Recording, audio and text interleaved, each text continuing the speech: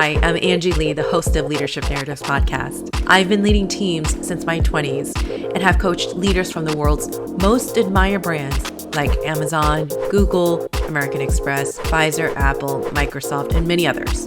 On every episode, I'll be bringing on top leaders from companies you know and love to give you mini leadership masterclasses. Week after week, you'll uncover and model your leadership voice that will make a mark on the world. Subscribe to the show to get notified of every new release. Welcome back to Leadership Narratives podcast. This is a show where we explore the intersection between business and leadership, featuring a collection of intimate conversations with industry giants, trailblazers, and game changers across different disciplines on what it means to make a mark on the world. Today, we have an interesting episode to dive into the minds behind the brands that shape our world. I'm excited to have my dear friend and a titan in the branding and creative design industry, Anet, as our guest. Anet's work in this field has left an indelible mark on some of the most prominent real estate developers in major cities like New York City, DC, Chicago, and Miami. From envisioning branding strategies for the world's leading brands like Verizon, Disney, Mitsubishi, to fostering creative solutions for Mexico's top-notch corporations at Interbrand MX, Anet's impact is far-reaching. She's a maestro in branding, creative strategy, and interactive design, among other skills. And she's here today to share her knowledge on what it takes to master design leadership in today's world. Stay tuned for a fascinating conversation with Anet, exploring the world of branding through her expert lens. Anet, a warm welcome to our show again. Thank you so much. How are you doing today? I'm good. Thank you. How are you? Doing great. Thank you for asking. So what did you have for breakfast today, Anet? Good question. I had a couple of boiled eggs and a slice of cheese and another slice of avocado. I try to not go too crazy on breakfast. I don't eat breakfast on a regular basis, I must say. I try to fast typically. But yeah, I did have breakfast this morning. That was it. I kind of miss my coffee in the morning. Same here. I can't function without having that first cup of coffee in the morning. But your breakfast sounds like it's a very healthy, somewhat light, but yet nutritious, I guess, the balance between protein and fat. Tell us a little bit more about what your morning routine looks like. Do you typically start the day with breakfast? No, I don't. I typically start the day with coffee. And then when the weather is good, which is just a couple of months here in New York, I try to go for a walk with my husband early in the morning. And then I come back, take a shower, and start my day. And then I eat something around, I don't know, maybe 2 p.m. or when I'm able to. Sometimes the workload is crazy, and it's just whenever I have a chance. How did you begin your journey in design leadership? I was always kind of good at drawing and more interested in things that had to do with visual expression. Was drawing all the time instead of like playing with dolls and all that. It was just what I was attracted to. And then kind of naturally, through the academy process and studied and analyzed multiple things that I could do. I was inspired by things outside of the visual world too, like psychology or communications at large, like journalism and stuff. And I was really interested in that. At the end of the day, it was, the visual, that visual kind of like attraction to all things designed and all that inspired me to study that. It was actually funny because at the time, the design career wasn't really that well known in Cuba. It was kind of like it had started for like the past 8 to 10 years tops. So there wasn't a very kind of well known buzz around that as a career per se. But as soon as I found out about it, I just presented for the tests and got straight into university and spent the rest of my 5 years of study there, and then the rest of my life being a designer. I love that. Speaking of being deeply rooted, whether it's in arts or creativity, I'd like to explore a little bit more about, your belief systems, or maybe, what your core values are made of, or what your opinion is on this topic. What types of values do you believe are essential for a design leader to possess, and why? in no particular order, right? But I think a design leader needs to kind of lead with excellence. It's not, for me, it's not possible for someone to lead others without being an expert in their own field, right? So I think to me that's essential. And then obviously you have to be able to teamwork with people and to, be welcoming of different ideas and to work well with others. Values that are kind of like inherent to any good leader beyond just the design discipline. I think respect and integrity are values that are really important to me and that have been always kind of present, whether it's in the way that I perceive leadership in others and have experienced it myself, as for the way that I demand from myself to be respectful of others too. So regardless of rank, title, role, background, I like to think that everyone deserves to be treated with equal respect. That's one of the best traits that a creative leader and a leader in general can have, to be respectful of others. So it sounds like the most standard definition of a leader, right? Having that sense of integrity, being trustworthy, being accountable, but also being committed to excellence, because especially in your field, much of your work, has to do with whether it's creative strategy or visual design or, something that, has so many creative elements, setting that standard or, knowing that we need to show up to our work. And especially as a leader, someone who's starting out in their leadership journey in the creative field, what advice would you have for them so they can learn how to align their personal values with their leadership style? Any advice there? One has to be authentic. You cannot really sacrifice the person you are just to kind of meet a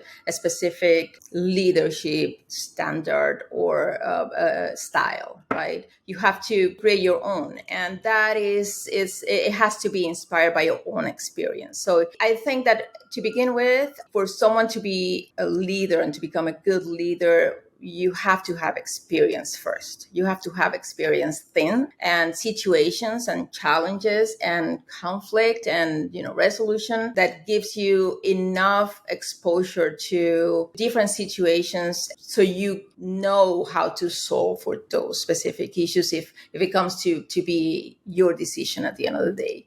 That's one thing. And then, learn from the way you were led before. If you had good or bad leaders, we've had them all. There's always something to learn from them. There's always some good quality that one can kind of like recognize and try to mimic even, and some bad qualities that that you suffer from and you want to avoid having your team to go through that with you. So that's being honest about what you will like a leader to be with you, and then be consistent with that, and also avoid becoming the person you are not. So it's always comes down to being authentic and also being very empathetic. Like you need to feel empathy for others and be able to put yourself in their place, because you have been, chances are, in their place before and have experienced what they might have going through right now in terms of the level of experience or the amount of times they have been asked to make decisions and might not be able to do so on their own, and be supportive and all of that. Or if they're going through a difficult time in their lives, maybe there's something that it's not possible for them to do better this time. One is to be able to also factor that in when leading others, and make sure you are also compassionate and make space for things to happen and mistakes to happen, and jump to the rescue of your own team if needed. It's not just about delegating things on others. It's also about being able to do it yourself if needs be. Speaking of a masterclass, Annette, you're just spilling so much wisdom. I hope our audience is taking notes and jotting down all of these great takeaways. You talked a little bit about personal experiences that make up who we are.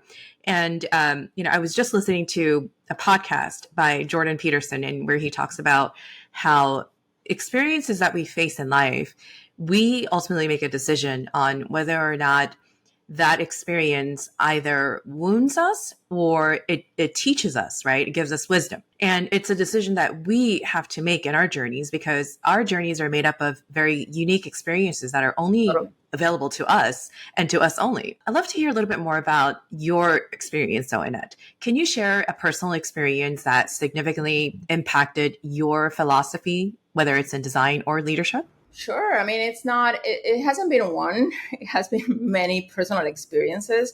I think one of the things that has definitely impacted my style of leadership and my approach to life in general is the fact that twice an immigrant. I left my country of birth, Cuba, for the first time in my 20s. And I went to, live and work in Mexico City, an entirely different culture. Despite we speak the same language, it's not the same at all. And, culturally and politically and in some other ways, so many other ways, it's just a different world to me. It was a different world to me. And doing that then few years later, coming to the United States and also going through that process again is something that, shapes your resilience and your ability to find solution to things on your own, especially if you're a first-time immigrant, if you don't have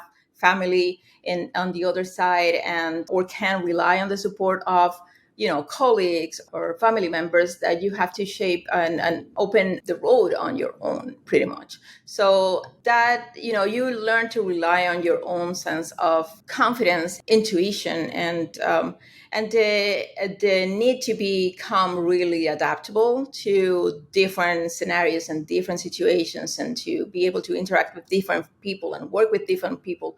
All of those are things that definitely shape the person and the leader that I am right now, because it exposed me to so many different perspectives, and all of them valid in their own way.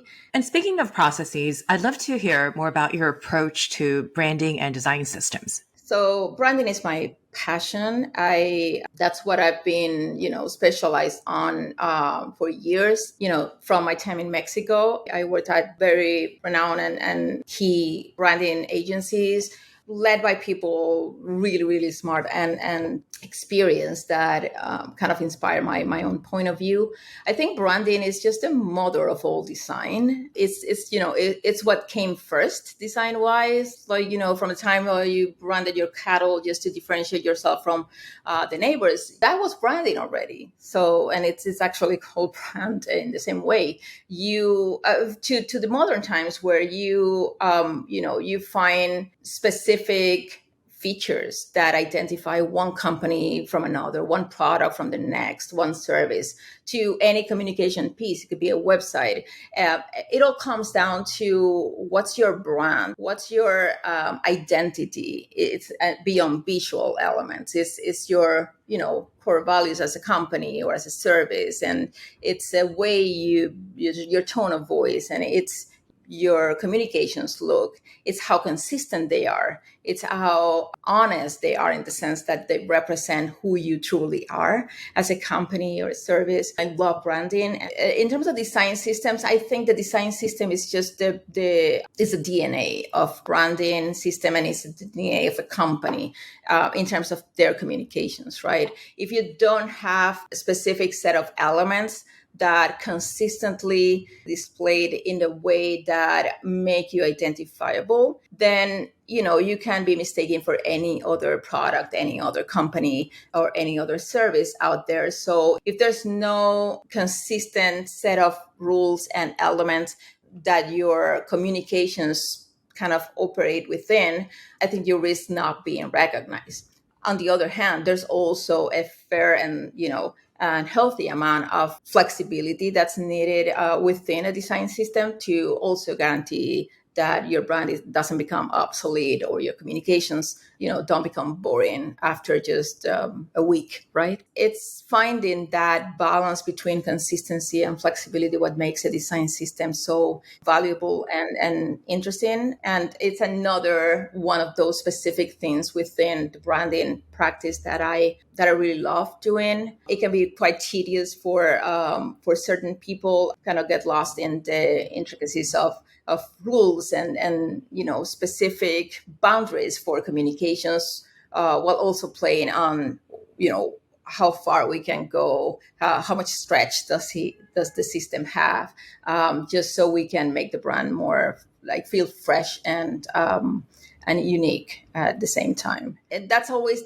something I try to consistently teach my teams in general, even if it's not part of like a specific training or anything like that. It's just part of even a typical feedback session. Kind of getting those concepts in there is always, something that makes any specific communication to have more substance and more kind of like be rooted in something that is more unique and specific to that particular challenge, and it's going to become a more solid solution at the end of the day.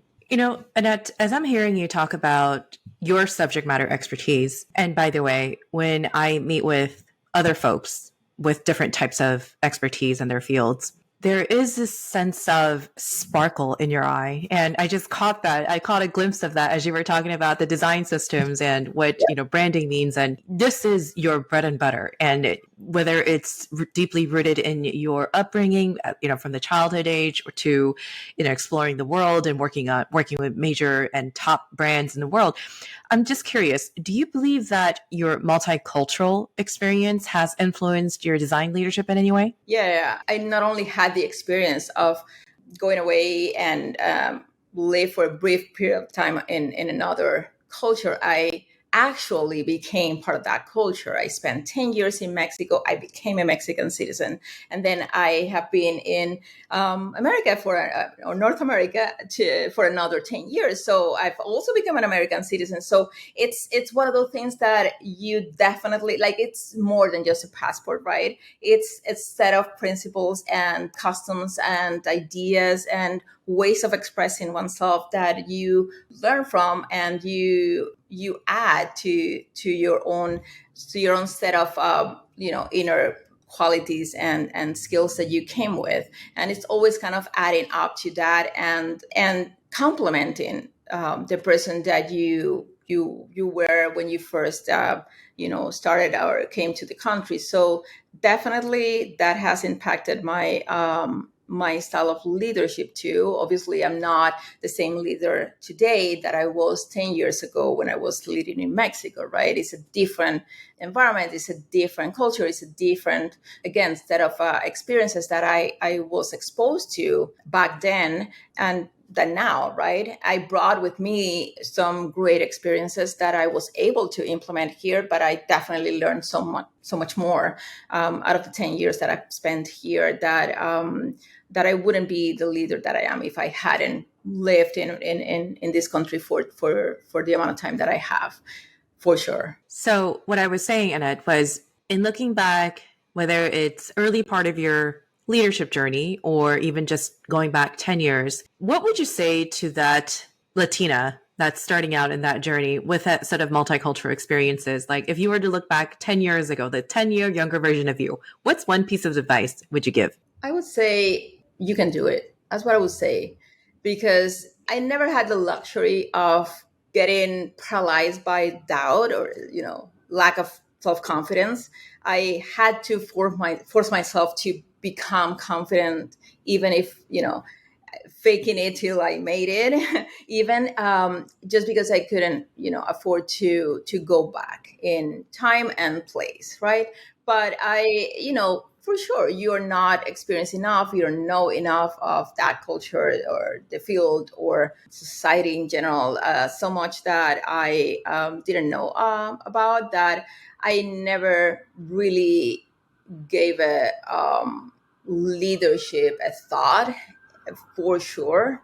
during the first couple of years that I spent in Mexico, let's say, right? So as I started kind of becoming more used to that environment and kind of learning that what I thought to be limitations weren't really that at all, and that regardless where you're from, like people have different things that they bring to the table. Maybe coming from a third world country might mean that I was limited in certain things, definitely. But it also meant that I had a different view of certain other things than my colleagues, right? It started to kind of become naturally as, oh, this is just valid, and this is nice. We're not equal, but we don't have to be in terms of what we've experienced and our point of view on certain things. Definitely right, but not in our view or perspective of different things. Definitely design too. I started to learn how to trust myself more and more, even though I've never really been a person that suffers from like self-doubt when it comes to my professional career per se. But one knows that one has limitations at certain age and certain time, and there's certainly things that I don't know about right now that I still need to learn in my leadership kind of like a process too. For sure, you never end up learning. Started talking about your experience, coming from a third world country, coming here, the whole resiliency part of telling yourself that, you can do this, but it's not really a lack of, self-doubt. I think it wasn't so much that I didn't trust myself. As I said, it wasn't a matter of self-doubt as much as, the understanding that I was coming from a third world country with a lot of limitations, and I hadn't been exposed to so much that I definitely became exposed to once I went to live in Mexico. Everything kind of added to my learning process, which hasn't ended and won't ever end, I believe. I was able to learn from people that had a completely different upbringing than mine and a different perspective to design kind of like practice in general, and a different aesthetic preference even, right? I kind of became a sponge, and I think that's important for any good leader, any good creative to begin with, but especially if you aspire to become a leader, which I didn't at first. It was a process that came about a little bit later in Mexico. You have to become kind of open to explore different styles and different perspectives, and most importantly to understand that every challenge needs a tailor-made solution, which there are different possible solutions to, but all of those possible solutions need to be reflective and relevant to that specific unique challenge and project. It cannot be like a one size fit all situation. So I think that's one thing that being exposed to different cultures and different point of views add to a creative leader, that openness to different things and that adaptability also to work and think in different ways. And speaking of which, it's my understanding that you recently won an award for your work, and we'd love to hear a little bit more about that. In connection to your work and your passion, how do you keep your passion for creativity alive? I don't know that I intentionally try to keep it alive. I happen to be fortunate enough to do something for a living that I love doing. It gets kind of refueled on a daily basis as I go about my regular projects. And it's always interesting to me, regardless of the size of a project or the client. It's the challenge is what is so inspiring, and finding those possible solutions that I was speaking about. It's what makes it all very enjoyable to me, right? So, but at times you have to maybe kind of generate more consistent communications we are not in that super highly creative phase anymore. we certainly experience those type of projects as well as leaders, and you honor them as much. So in those cases, I try to stay always kind of connected with specific branding and design blocks that I love, that kind of like let me take a peek too at the newest successful branding or campaigns or projects in general. That's always so inspiring. I go to museums. I like to stay in close contact with like art in general and multiple sources of it. I don't have a particular style that I love over another. I kind of like to be exposed to different mediums and styles. So that's always kind of naturally inspiring to me. Looking ahead, Anet, and in your personal view, what does it take to be a successful design leader? You have to be comfortable being vocal about ideas, providing feedback, discussing possible solutions with your team. You have to be open to their perspective as well. Actually, you have to be able to inspire them to come up with their own solution and their own perspective on things. If you want to, fulfill your responsibility of being their trainer as well, you are training them to become successful designers or creatives in general in their own right. So you have to give them the tools, and part of giving them the tools is giving them the opportunity of coming up with solutions themselves. There are certainly specific leaders that have a different style that is more, I don't want to say dictatorial, but definitely like you kind of like tell people what to do to the T, and that's certainly not the way I like doing things. It depends. At times you have to make decisions as is part of being a good leader. So this is where we're going to go. This is what we're going to present. These are the good solutions. These are not really good enough. And this you need to take to the next level, doing this and that. That decisiveness and that openness to also discuss ideas, even your own, is something that I think it's key in any creative leader in general. Like one of the core principles for a good leader is communication, right? That's exactly what you're alluding to. And I love that. And what's one final thought you'd love to leave our audience with? When it comes to being a leader, there's a lot, and a creative leader, there's a lot that one ends up sacrificing. One thing is actually creating yourself. As you become a leader, you are supposed to inspire and mentor others to do the actual creative thinking and all that. And sometimes you get caught in the admin type of tasks that have to do with the creative, with the leadership role. And that can be a little bit uninspiring, but persist. And whenever there's a chance to do things creatively, personal projects, go for them and try to stay, relevant and to stay in tune with what's needed and, the technological advances and all that, what it's going to make the next design chapter in history possible. You have to stay current and you have to stay on top of the industry in that sense, like continue to be informed and train yourself in everything that's required to become a good leader. Amazing. Thank you for that last takeaway. Annette, how can listeners support you in your work? Well, I would say I'm always open to connect with other creatives who are welcome to reach out and kind of like maybe there's a chance to collaborate on some projects. Maybe just there's a chance to exchange experiences and advices on certain things. Certainly open to that. Amazing. Listeners, we're going to have link to Annette's LinkedIn bio in our show notes, so you'll know exactly where to find her. And like she said, feel free to reach out for any questions or collaboration or any ideas for that matter. So thank you for all of the wonderful insights and your stories. Annette, thank you so much for taking the time to speak with us today. Audience, thanks for tuning in to this week's Leadership Narrative.